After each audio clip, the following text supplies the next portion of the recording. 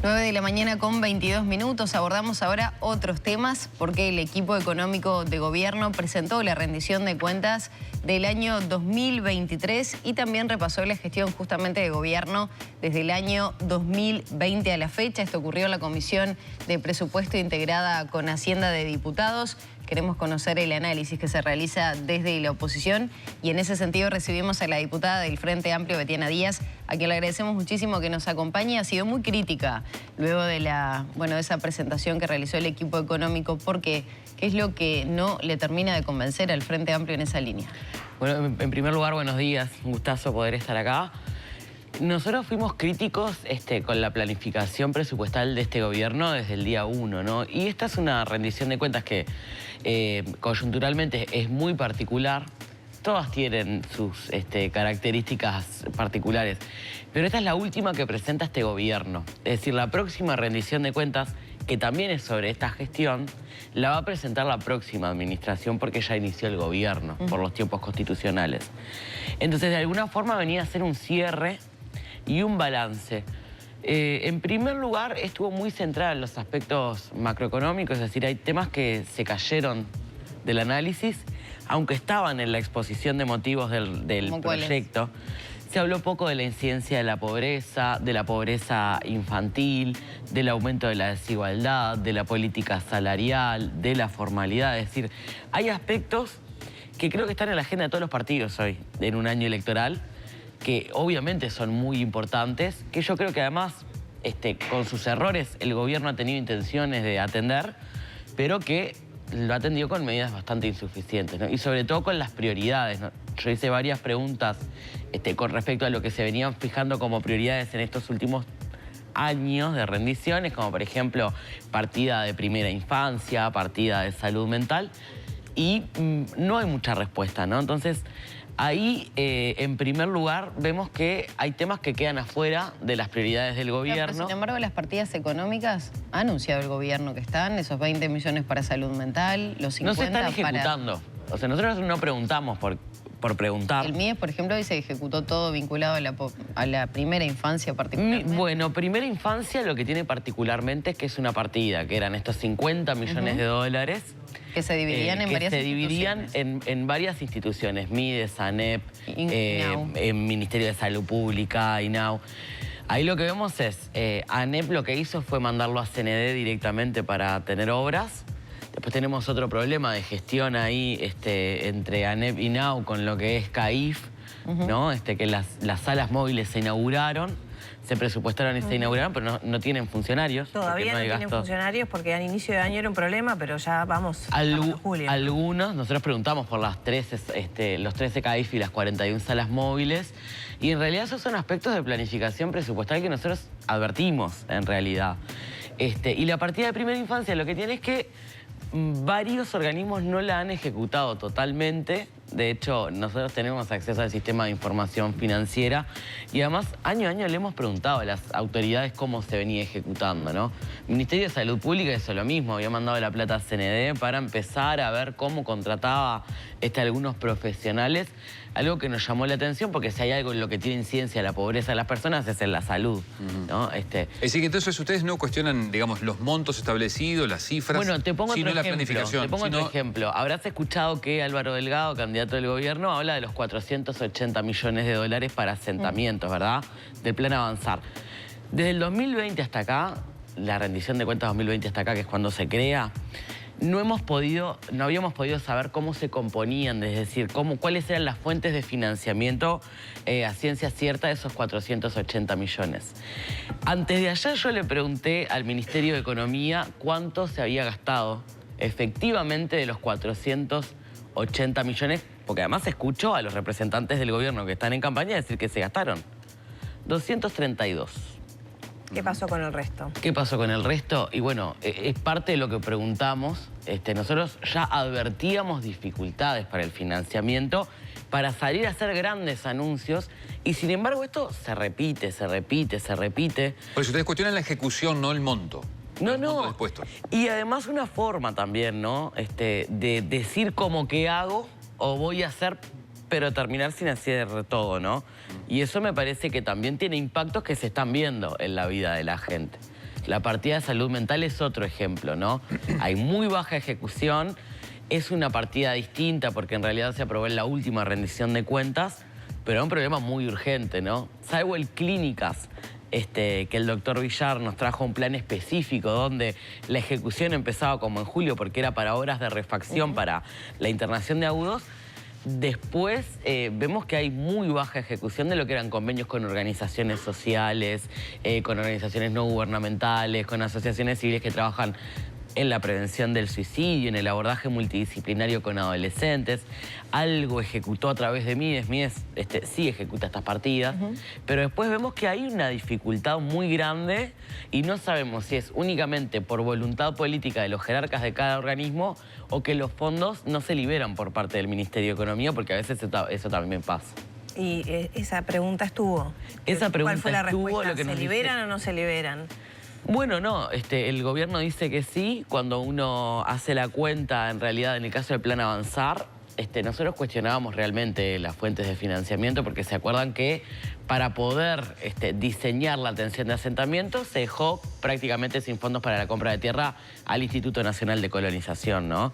Era aquella oposición que se generaba... Nos centramos en los asentamientos y no tanto en colonización. Exacto. Decir, bueno, ¿para dónde van estos recursos? Y se les sacaba la plata de colonización y se ponía para amortizar lo que era el fideicomiso del Plan Avanzar.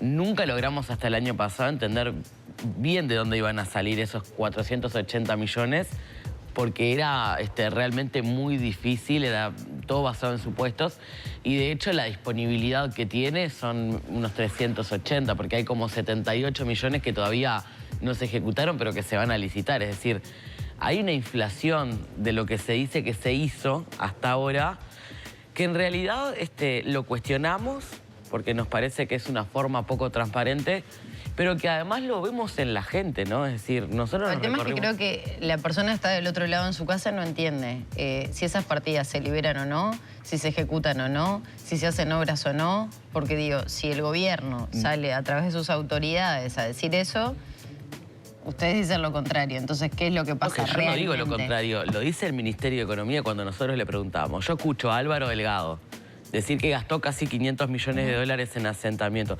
Lo escuché al presidente Lacalle, 2 años consecutivos, venir el 2 de marzo a la Asamblea General del Parlamento a rendir cuentas, diciendo que hubo una inversión récord millonaria de 400... Pero hay asentamientos, por ejemplo, que tuvieron sus modificaciones. Hay algunos que sí, obviamente que esos 232... El Kennedy y el Maldonado fue uno de los que grandes. Esos 232 millones se ven.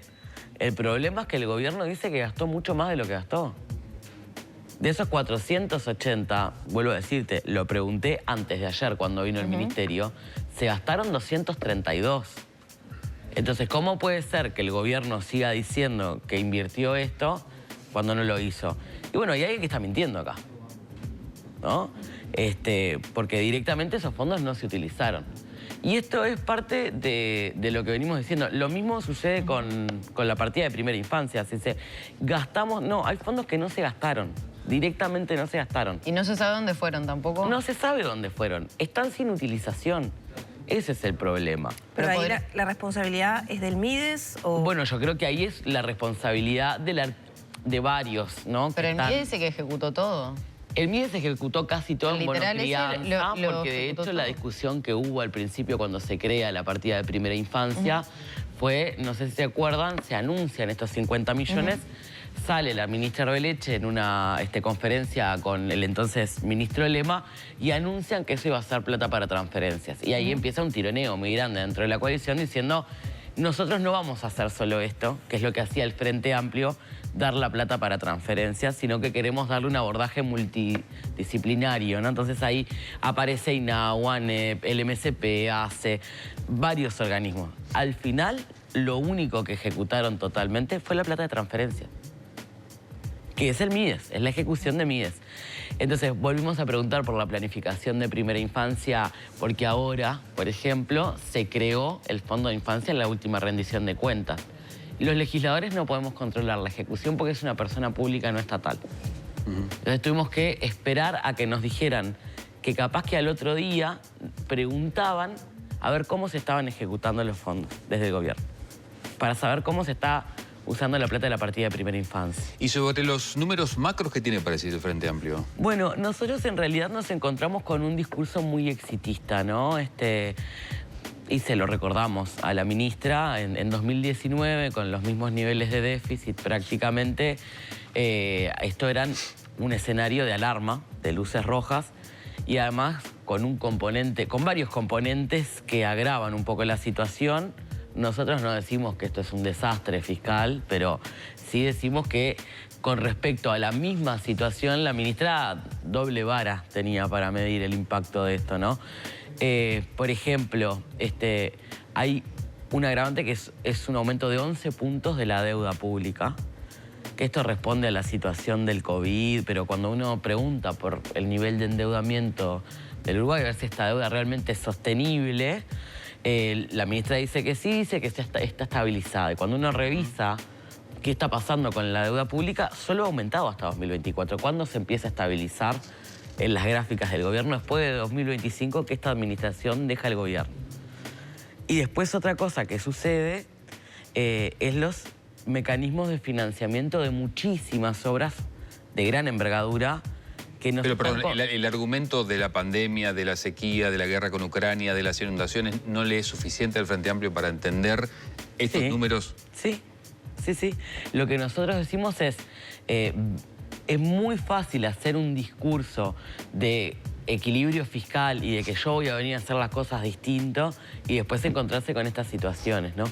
Porque además lo que nosotros decimos es el endeudamiento que se tomó, también se diseñaron medidas con esos fondos que en algunos aspectos fueron insuficientes, ¿no?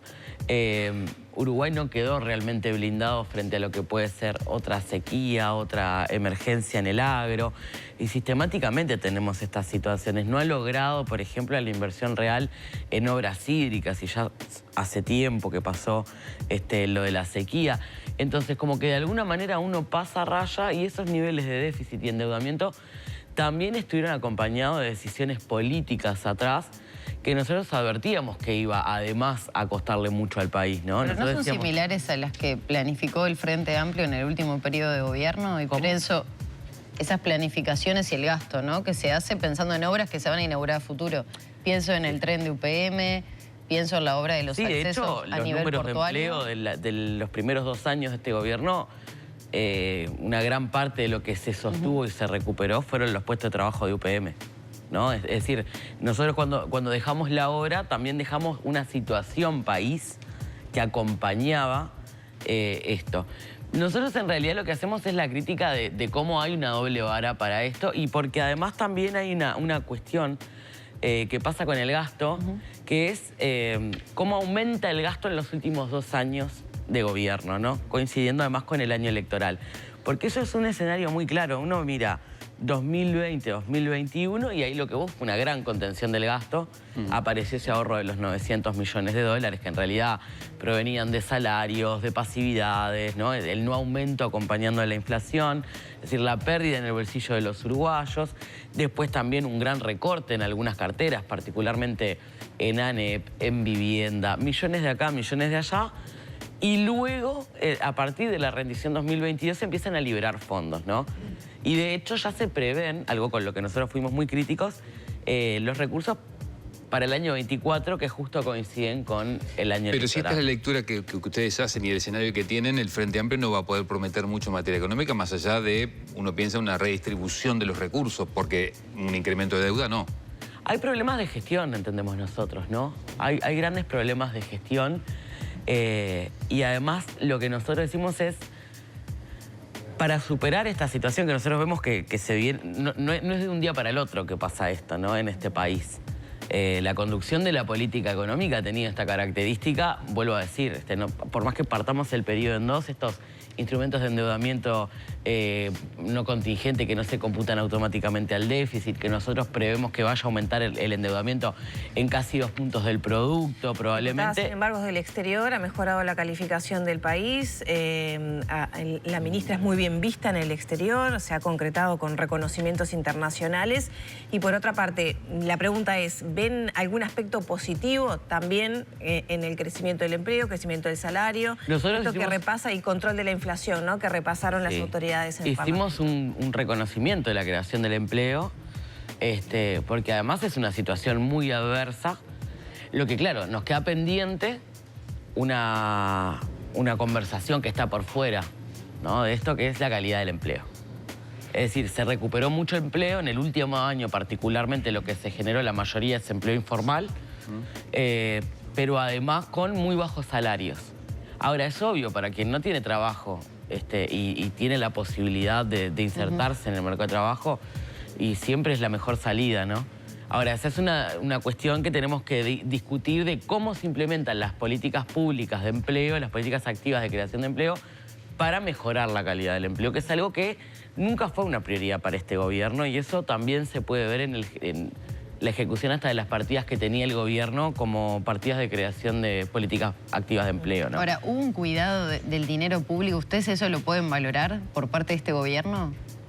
¿Qué es lo que se ha resaltado mucho? Porque se señala que se mantuvieron las políticas sociales, que se hizo hincapié en la primera infancia, que el MIE se llegó a instalar en zonas vulnerables con esas oficinas que, no sé, atienden diferentes políticas que necesita la población. ¿Ustedes no entienden eso? Porque también se señala que hubo un incremento del 30% en gasto de políticas sociales. No es una cuestión de entender y no entender. Hay una cuestión de interpretación de qué es lo que ha hecho el gobierno con la planificación y el diseño de política pública que ha llevado adelante. ¿Hubo un cuidado o no del dinero público para No, nosotros entendemos que no. Que justamente parte de lo que falta acá es transparencia para entender qué pasó, y hay una construcción de relato. Te vuelvo a decir, es el ejemplo que puse al principio de lo que dice el gobierno que hizo, pero que en realidad no ejecutó, ¿no? Lo que pasó con asentamiento. ¿Este gobierno no cuidó los dineros públicos entonces? Nosotros entendemos que no hay transparencia como para entender que han sido cuidadosos. Al contrario, lo que nosotros decimos es, hubo una contención del gasto, después se abrió la canilla.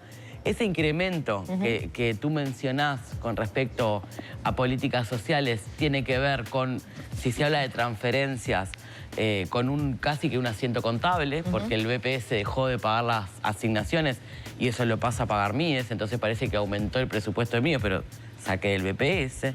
Es como una mosqueta a veces, ¿no? Entonces... Betiana, antes de estos últimos segunditos que quedan, quería preguntar por el tema de situación de cárceles. ¿Ha estado en contacto con familiares de personas privadas de libertad? ¿Ha habido una denuncia del sindicato policial en cuanto a condiciones? ¿Qué seguimiento vienen haciendo de la situación? Bueno, yo estoy en la comisión de seguimiento carcelario, trabajamos mucho con los familiares. Por suerte trabajamos de forma muy coordinada con el comisionado Petit.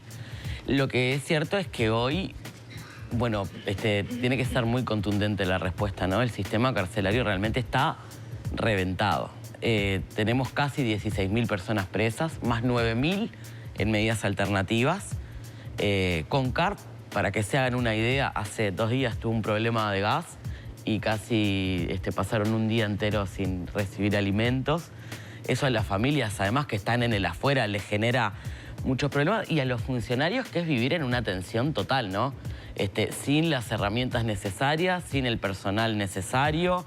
Eso repercute mucho en que hay mucha certificación en el Ministerio del Interior también, ¿no? Que están expuestos a un montón de violencia y de situaciones... ¿Empeoró la situación de cárceles en este gobierno?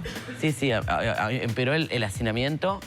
De hecho, la alimentación, por ejemplo, y el acceso a programas socioeducativos también, y a plazas laborales, ¿no? Algo que decía este gobierno que podíamos compartir en el discurso, ¿no? Esto de la rehabilitación a través de la educación, del trabajo, es prácticamente un alto privilegio hoy en la cárcel para la mayoría de las personas. Muchas gracias, diputada. Muchas gracias.